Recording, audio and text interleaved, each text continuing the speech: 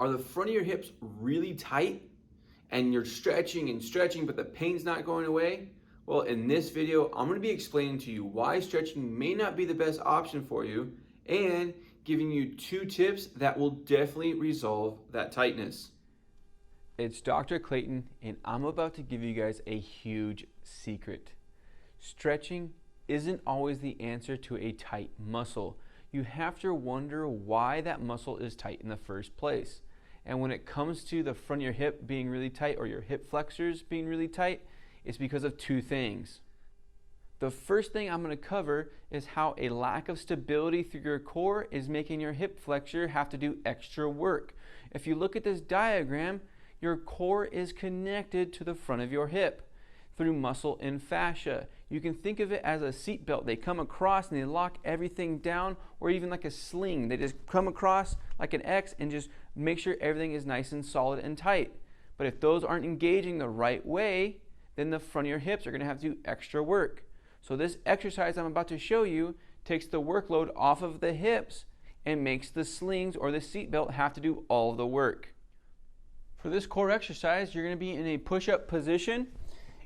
Your hands are going to be directly underneath your shoulders, and the wider your feet, the easier the exercise. The more narrow your feet, the harder the exercise. You're going to have to find the happy medium of where it's doable but really hard.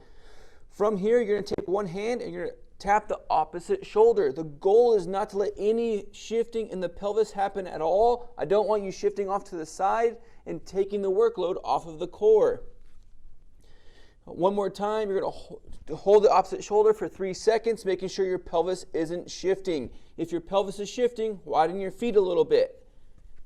You're going to do 6 to 8 reps, holding for 3 seconds. Again, this is taking the workload off of the hip flexors and making the core or the seat belt have to do all the work. The second scenario we're going to cover is how if the front of the leg is a lot stronger than the back of the leg, you're going to feel a lot of tightness in that hip flexor because it's having to do a majority of the work. The workload between the front and back should be even. The front of the leg shouldn't be doing all the work. But in our society, it's extremely common for that to happen because we sit so much, we forget how to use our glutes and hamstrings. So by stretching the front of the hip, that's never going to solve the problem until you start getting your glutes and hamstrings stronger. And in this next exercise, you'll be doing exactly that. For this exercise, you will need something sturdy to put your leg on. It could be the couch, the side of your bed, or even a chair like I have here.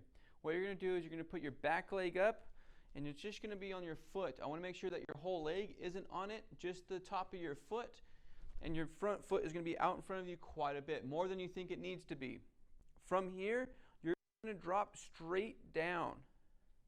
Everything should be at 90 degrees at that point, and you should even feel maybe a little bit of a stretch right here. For those people that really like to stretch, this is a good exercise for you because you can kick back and you can still stretch that front of the hip out. From here, the really important part is that you drive your heel or your foot through the ground and you come straight up. What I don't want is I don't want you pushing off this back foot and coming forward. That's not going to allow you to engage your hamstring and your glute. Coming straight up is you can really feel that glute and hamstring engage. You're going to do 6 to 8 on both sides. You can even sit down at the bottom of this stretch and stretch it out if you really want to. But we know strengthening the glute and hamstring is really what's going to fix the problem.